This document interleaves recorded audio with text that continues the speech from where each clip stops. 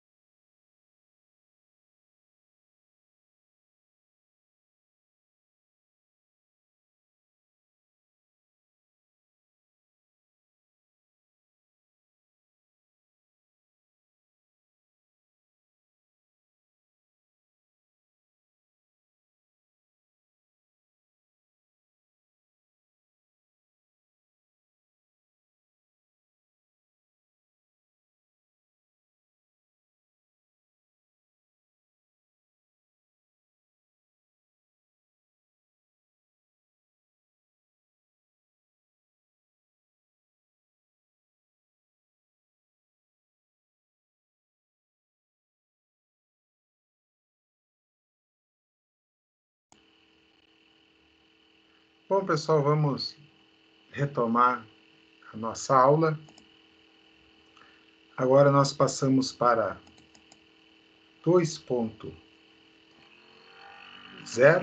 né? Na verdade, unidade 2 para seção 2.1, tá? Então, agora mudamos o foco. Até então, nós estávamos falando de questões ligadas ao gerenciamento de projetos, que era o tema da nossa primeira unidade. Na nossa primeira unidade, abordamos todas as questões relativas a isso, ao gerenciamento de projetos em si, como ele funciona, como é que ele é empregado, como é que é utilizado, e etc. Na unidade 2, nós abordamos já essa parte de análise e modelagem básica de uma máquina. Ou seja, então, nós saímos do universo gerenciamento, ou seja, onde é tomada a decisão, onde nós definimos o que vai ser feito, para agora descermos ao nível mais baixo de detalhamento, né? Ou seja, a análise, modelagem, tudo que envolve. Então, o que é o objetivo? Compreender e ser capaz de efetuar os principais cálculos necessários para a elaboração de um projeto de máquinas e entender que o dimensionamento de um equipamento é fundamental para produzi-lo. Né? Pergunta, professor, agora começa a parte de cálculos? Sim, agora a gente vai abordar cálculos, ok? Então, nós vamos ter a aula basicamente pautada em cálculos, que é o que norteia toda essa parte, ok? Então, na 2.1, que é a primeira aula, nós vamos falar sobre análise de falhas e cálculos de esforços. Ou seja, não tem como a gente fazer algo que possa vir a dar problema. Nós tivemos na nossa primeira aula, aula de introdução, quem não assistiu, ela está disponibilizada lá no canal do YouTube, onde nós abordamos ainda a questão de análise de falhas. Nós vimos de forma geral os conceitos de análise de falhas. O que é importante a gente saber em termos de análise de falhas. Agora a gente vai descer um pouco mais, vai falar de um dos principais parâmetros da análise de falhas, que é a curva NS, tá? Então, esse é o objetivo dessa aula. Nós não devemos, provavelmente a gente não vai finalizar essa aula hoje, devido ao ser um assunto bastante extenso, e o objetivo não é a gente correr com a matéria, com o conteúdo. Tem matérias que a gente consegue trabalhar mais rápido, como foi a parte de gerenciamento, que a gente teve em uma aula a unidade 1.1 e 1.2, e nessa primeira parte da aula, antes do intervalo, fechamos com a 1.3, revendo ainda, fazendo toda uma revisão para o que vai ser a nossa prova. Então, eu já adianto desde já, a nossa prova vai ser teórica e abrange somente a unidade 1, ok? Essa unidade 2, nós vamos ter ao longo do semestre, finalizando com a 2, 3 e 4. Fica um pouco mais puxado? Fica. Mas, como a gente não teve as 3 primeiras aulas, a gente precisa readequar. Né? Então, a gente vai ver um pedaço dessa aula hoje. Na aula que vem, a gente vê a 2.1, mais a 2.2 e assim por diante, até a gente, no final, fechar o conteúdo. Ok? Então, um dos motivos de ocorrência de falhas nas peças são as tensões que excedem a resistência oferecida pelas peças. Né? Então, quando a gente projeta uma peça, eu estou pensando no quê? Ela vai ser submetida a ciclos de carregamento. Professor, mas eu não vou usar lá a lei de Hooke que a gente viu lá atrás e eu tenho lá no estágio elástico? Provavelmente. Você não vai dimensionar uma peça no escoamento, porque você sabe que a deformação não retorna.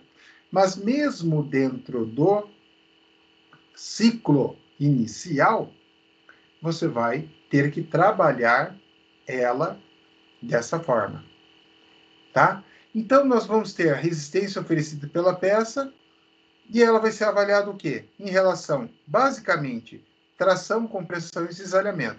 Lembrando que, qual tipo de peça nós estamos falando? Que tipo de material? Aço. Na sua grande maioria, aço, tá? Então, é um material mais desenvolvido. Ah, professor, mas e se for uma liga de alumínio? O comportamento é similar. Então, as ligas metálicas, elas vão se comportar muito parecidos com o comportamento do aço. Você vai ter variações quando a gente estiver trabalhando com materiais cerâmicos, com materiais poliméricos, que eles vão ter comportamentos daí diferentes. Ok? Então, dentro disso, as tensões ainda dependem do material que é aplicado, que é isso que eu acabei de explicar. E é relativo a resistências quando submetida à sua compressão, tração e ao cisalhamento. Outro fator bastante importante é o tipo de carregamento, que pode ser estático ou dinâmico, né? Então, quando eu penso numa peça de um carro, de um avião, eu estou falando de peça para trabalhar de forma dinâmica, tá? Então, as asas dos aviões, por exemplo, elas são compostas de ligas de titânio. Por quê? Porque eu preciso ter uma flexibilidade fantástica. Eu não posso ter esse material rompendo a fadiga, porque se ele romper a fadiga, tchau avião, né? Ah, quebrou o quê? Não, só a asa, leva lá e conserta. Conserta nada, junta os pedaços. Então, essa é a ideia. E estático? Por exemplo, eu posso estar projetando uma carga, uma plataforma de petróleo, ali a parte de a torre de extração, teoricamente estático. Teoricamente estático. Né? Ao estudarmos dinâmica das estruturas, nós vamos ver que eu tenho carga de vento, eu tenho N outras cargas, como vibração, por exemplo, que não transformam aquela carga simplesmente em estática. Tá? Mas, por exemplo, eu posso ter uma estrutura de um silo, também vai ter suscetível a algumas cargas dinâmicas. Então, não dá para dizer que ela é totalmente estática. Mas, a grosso modo, a gente diz que é estática, comparado, por exemplo, a uma peça do carro que está ali em movimento constante. Tá? Então, dentro disso, a análise de falha é como a gente vai estudar o modo de falha nos projetos, a fim de eliminar a interrupção do funcionamento pela quebra do equipamento, além de gerar confiabilidade e segurança do equipamento. Ou seja, dentro da análise de falhas, por que é importante estudar a análise de falhas? Então, estudando a análise de falhas, o comportamento daquela liga metálica, o comportamento dinâmico daquele material, nós temos como prever. E hoje, eu já citei isso anteriormente, mas uma das coisas que mais nos apoia, hoje facilita muito a nossa vida, é a possibilidade de realizar ensaios, tá? Por quê? Quando a gente está falando de falha, pessoal, vale lembrar o quê? Nós temos um dado bastante interessante. Estou falando de falhas a 10 na 7, 10 na 8 ciclos de repetição, tá? Então, 10 na 3 é 1000. 10 na 6 é 1 milhão. 10 na 7 é 10 milhões. 10 na 8, 100 milhões de vezes. Então, imagina que você teria que submeter a peça a um ciclo de 100 milhões de vezes para que ela viesse a romper. Então, professor, mas é muita coisa. Depende. Né? Como eu citei, uma peça de um automóvel, imagina, vamos lá, eu tenho o pistão. Então, o pistão e a árvore de centro. O que é pistão árvore de centro? Vamos pegar aqui a imagem.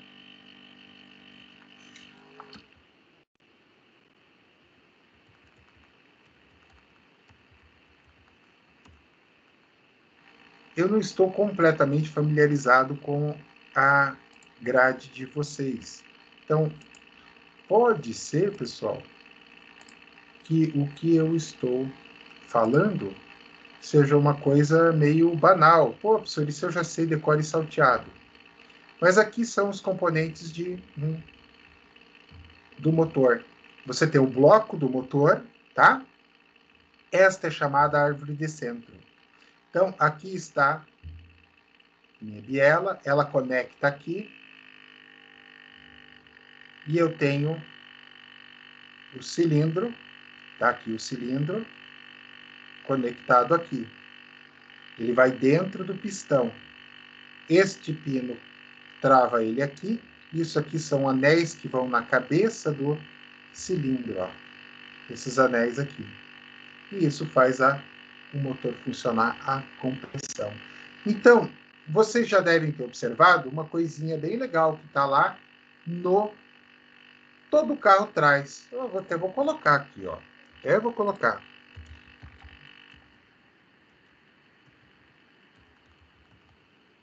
Painel de... painel da Toro, pode ser, tanto faz.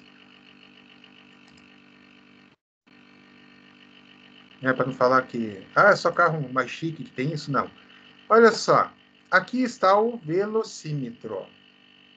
Aqui está o conta-giro. E aqui embaixo, vocês conseguem ler RPM? Tá? Rotações por minuto. Então, o que acontece? Isso aqui é em 1000. Então, um carro 1.0, por exemplo, trabalha aqui, ó, 5.500, de 5.500, 6 até 7.000 giros. Isto é um funcionamento do motor de um carro 1.0. Tá? Por minuto, rotações por minuto. Motores maiores vão trabalhar na faixa aqui de 2.500, 3.000 giros. Aí vem uma coisa bem interessante. Por que os carros com motor 1.0 têm uma vida menor? Né? Claro, eles têm um nível de giro maior. A Fórmula 1 trabalhava antigamente com 22.000 giros, um motor por corrida. Eles baixaram isso para 18.000 giros e conseguiram fazer esse motor durar 3 corridas. Professora, a Fórmula 1 não é parâmetro. É um parâmetro. É motor. O ciclo é normal, é igual. Então, ou seja, quanto menor o número de giros, menor o número de solicitações. Quanto menor o número de solicitações, menor o esforço. E neste caso, quando a gente fala de 100 milhões de ciclos, vamos lá, vamos fazer uma conta de louco? Então, vamos pensar num carro 1.0 a 6.000 giros. 6.000 giros, né? RPM por minuto. 6.000 giros por minuto. Se eu multiplicar por 60, dá 360. Que ele funcione, por exemplo, vamos pensar que ele funcione 3 horas por dia, tá? Ele chega a 1.080.000, tá? E vamos pensar em 30 dias no mês, 3 horas por dia, 3.240.000 em 30 dias. Então, para ele atingir, vamos lá, jogar vezes 12, eu passo a 38 milhões de giros em um ano. Tá? Se eu jogar 4 anos, 155 milhões de giro. Ok? Então, se a gente for pensar, aquele valor que nós chegamos lá de 10 na 7, 10 na oitava ciclos, não é um valor tão fora da casinha. Não é um valor tão fora da realidade. Graças à computação gráfica, graças a todos os recursos tecnológicos de cálculos por métodos de elementos finitos, nós conseguimos precisar exatamente os pontos de maior tensão que eu preciso reforçar. Então, moral da história, uma árvore de centro, ela é projetada por um número de giros bem superior ao que o próprio motor vai aguentar. Então, o que acontece? Eu tenho atrito e eu tenho fadiga, falhas de lubrificação e o próprio desgaste dos componentes. Então, em moral da história, poucos motores 1.0 ultrapassam os 200 mil quilômetros. Tá? Por quê? Porque foi especificação de projeto. Tanto é que vocês podem ver que tem, olha, a fábrica dá 5 anos de garantia, ou 100 mil quilômetros, o que atingir primeiro. Não existe isso, ó, eu te dou 3 anos de garantia, quilometragem livre. Quebra as montadoras. Tá? Ou o carro ficaria tão caro que ficaria inviável. Né? Então, ocorre sempre a questão da análise do bom senso. Então, eu fiz o projeto, isso está lá atrás no gerenciamento, eu trago para cá. E aí eu faço o quê? Baseado na minha análise de falhas, eu vou conseguir determinar isso. Então, o modo de falha sob condição dinâmica ou cíclica, denominado fadiga, pode apresentar pequenas trincas, que muitas vezes são imperceptíveis a olho nu. De acordo com Collins, modos de falha são processos físicos que ocorrem ou que combinam efeitos para produzir a falha. Por exemplo, durante a têmpera do aço, é comum você ter a formação dos grãos, certo? E você ter um vazio intergrãos. Muito provavelmente é nesta origem de vazios de intergrãos que ocorrerá a falha e a ruptura, tá? Por fadiga.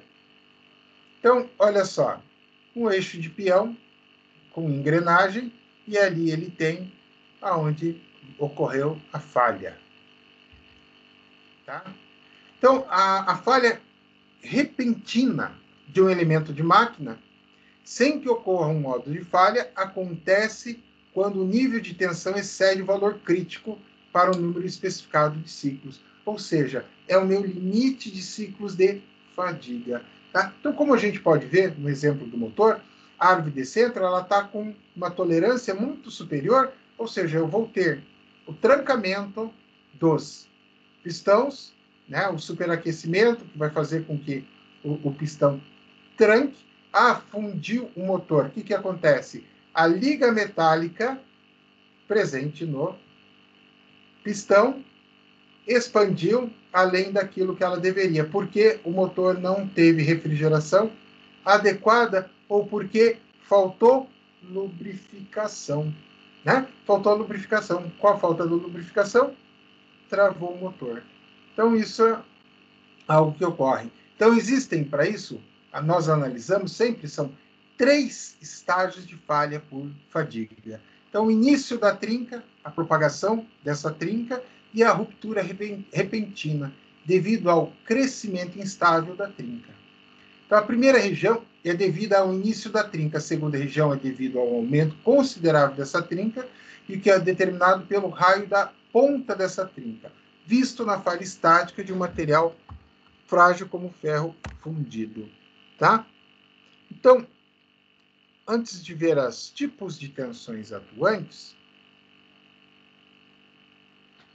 eu vou colocar aqui para vocês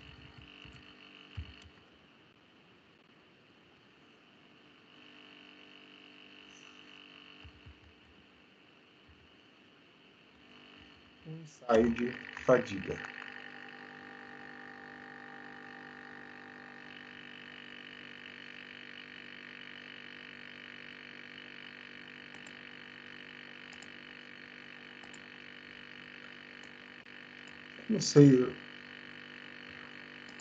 Não sei por que ele mostra essa...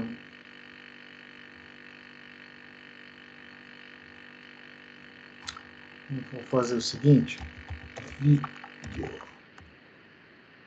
Era para mostrar os vídeos, mas não está me mostrando aqui. Eu vou trocar o navegador, pessoal. Vou trocar o navegador porque ele não está me mostrando.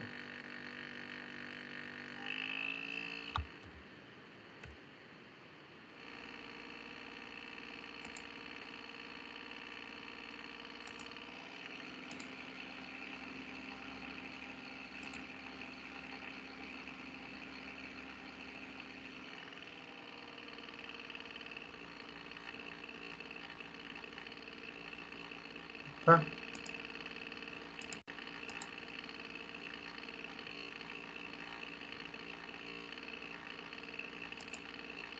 Aí.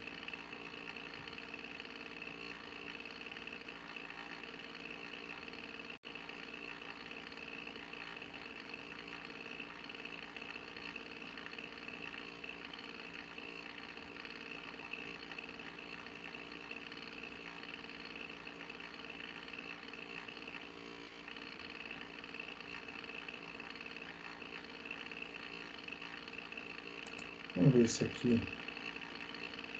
Entrando nessa.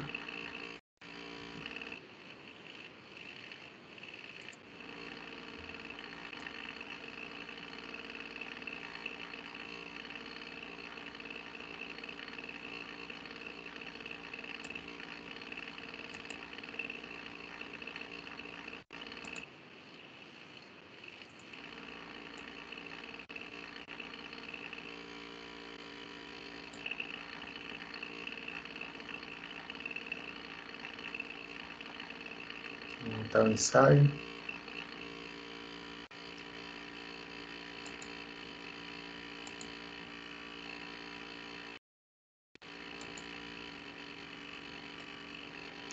Vai colocar ali.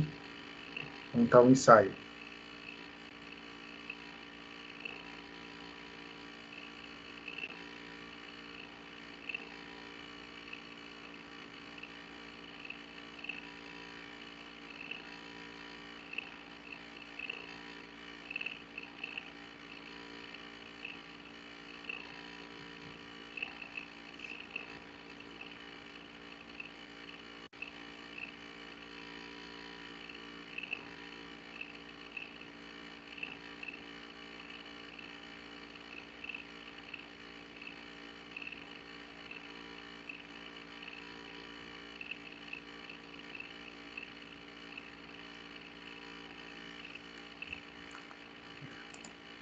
O pessoal está meio ruimzinho. Vou fazer o seguinte.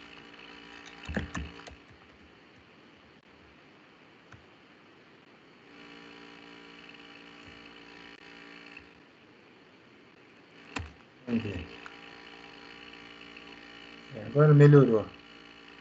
Português é difícil, o povo não colabora.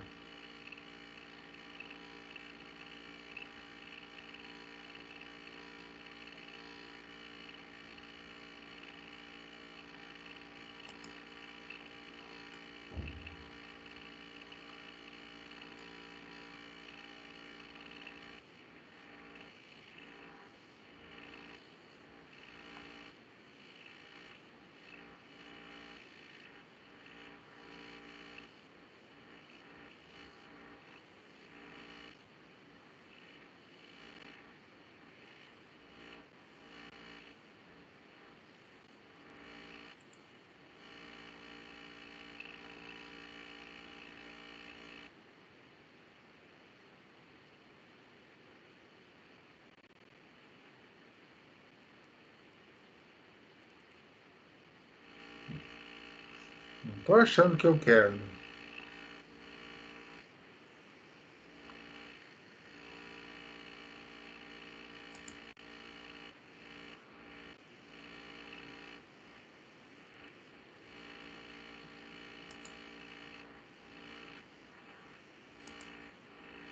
Tá, eu não achei a peça que eu queria, pessoal.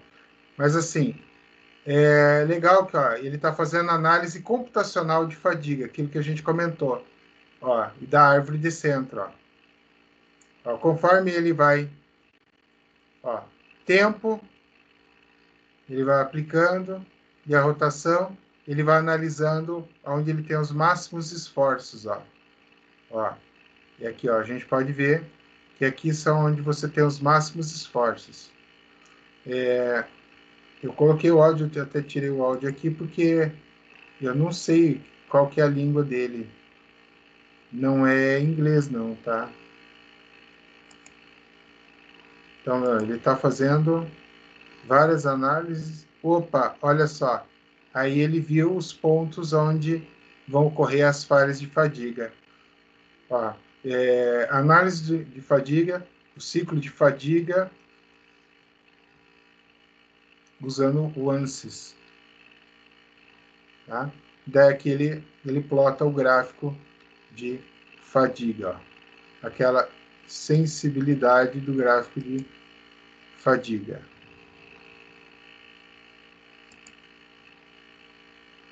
E aqui, ó, constante de amplitude, ó. Essa foi, pode ver que é uma constante contínua, ó, de aplicação de carga, ok? Então, a ideia foi mostrar, achar alguma coisa relativa a isso aqui. Tem vídeos melhores, mais legais, que trazem análise de fadiga combinado, além da análise de fadiga, combinado com essa parte de análise gráfica, tá? Mas já deu para ter uma noção. Então, os tipos de tensões atuantes, eu vou ter ela alternada, essa é uma tensão repetida, que foi o que a gente viu lá, e uma tensão pulsante, né? Então, alternada, eu alterno ciclos em relação ao carregamento, a tensão, o esforço aplicado ao longo do tempo. A repetida é sempre a mesma carga, que era o caso da árvore de centro, e a pulsante, mesma coisa. Eu posso ter estágios oscilando este carregamento, ok? Então, de acordo com o Norton,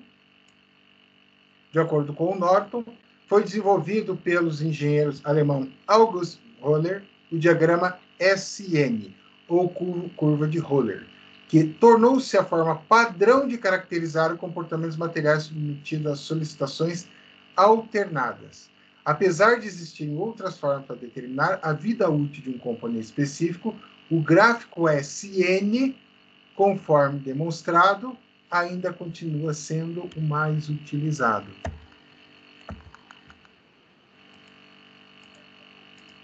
Opa, tá? Que é o diagrama SN ou curva de Röhler, resistência à fadiga versus a vida.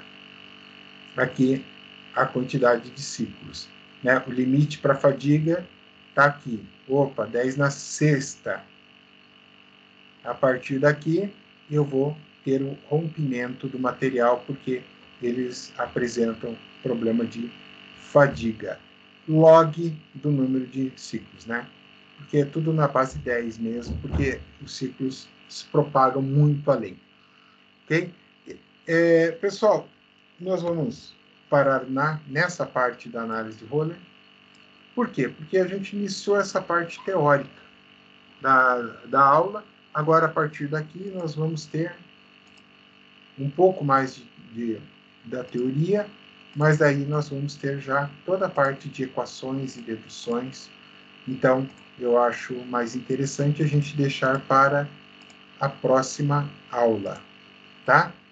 Uma vez que a gente só vai dar continuidade a este assunto a partir pelo que eu vi aqui no calendário, pessoal. Deixa eu ver aqui.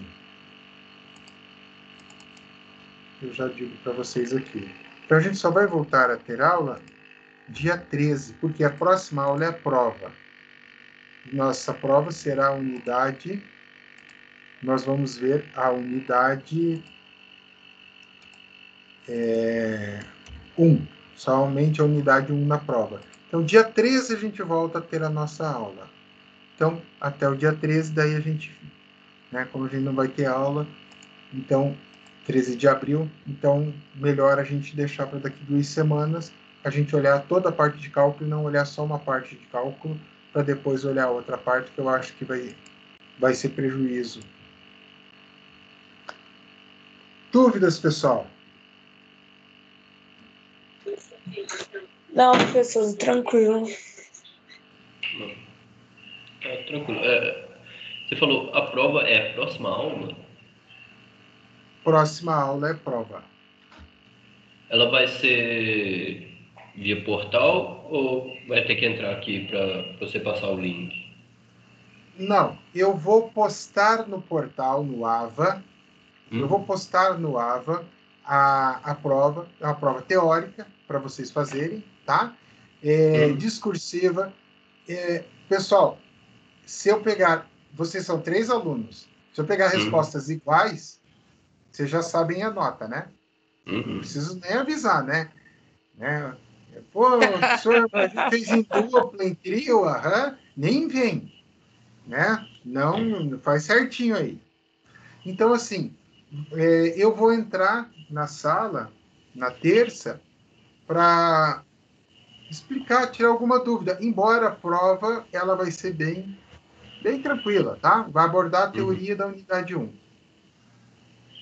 Beleza. Não esperem a mesma moleza na prova 2. Sim. Onde vai ter bastante cálculo, porque é o que está previsto na unidade 2, 3 e 4, tá? Essa Eles prova têm vai que ter tirar que ser à total na mão prova ou... Desculpa. Pode falar, Pedro. Foi mal. Essa prova vai ser à mão ou vai ser toda no computador? Toda no computador. Então, tranquilo. Nós vamos usar o Google Forms. Eu faço o formulário. Vocês viram aquele formulário que é para vocês fazerem da parcial? Eu passei para vocês fazerem? Sim. Eu olhei hoje de tarde, ninguém tinha respondido. Eu preciso lançar a nota de vocês lá. Hã? Eu vou fazer amanhã, que amanhã não tem nenhuma aula.